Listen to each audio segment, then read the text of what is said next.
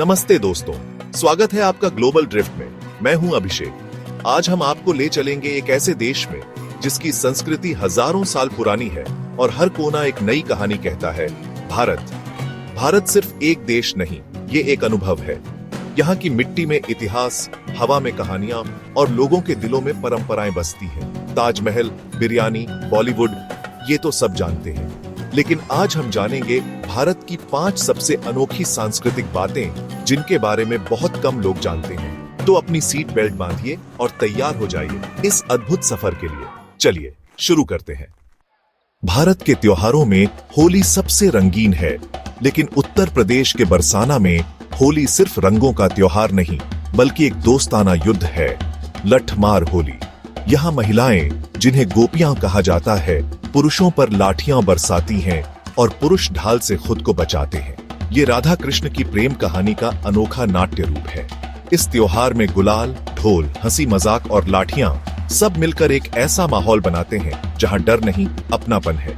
होली के दिन सब बराबर होते हैं, कोई अमीर गरीब, ऊंच नीच नहीं, सब एक ही रंग में रंगे होते हैं। ये त्योहार हमें सिखाता है कि भारत में भक्ति, प्रेम और शरारत एक साथ चलती है। लठमार होली सिर्फ रंगों का खेल नहीं, बल्कि भावनाओं और ऊर्जा का उत्सव है। अगली बार होली की बात हो तो बरसाना की इस अनोखी परंपरा को जरूर याद कीजिएगा। राजस्थान के देशनोक में है करणी माता मंदिर, जिसे चूहों का मंदिर कहा जाता है। यहाँ हजारों चूहे खुलेआम घूमते हैं और लोग उन्हें दूध प्रसाद खिलाते हैं।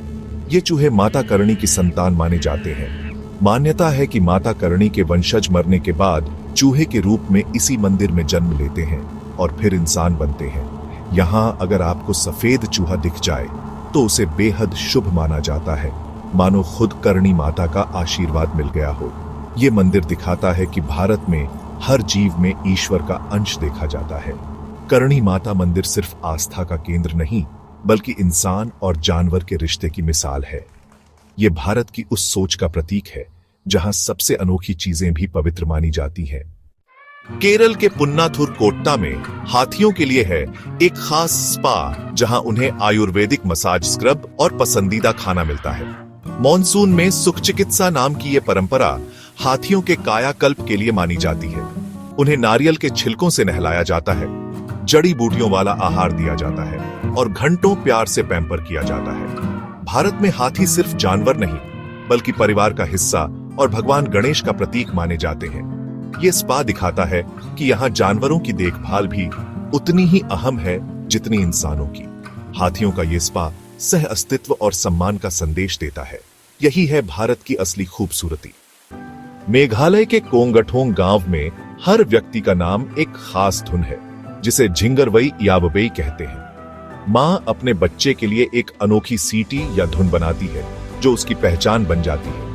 गांव के लोग दूर दूर से एक दूसरे को इसी धुन से बुलाते हैं। हर धुन अलग, हर पहचान अनोखी। ये परंपरा दिखाती है कि संवाद सिर्फ शब्दों से नहीं, संगीत से भी हो सकता है। कोंगठोंग गांव की ये संस्कृति हमें प्रकृति और इंसान के रिश्ते की गहराई सिखाती है।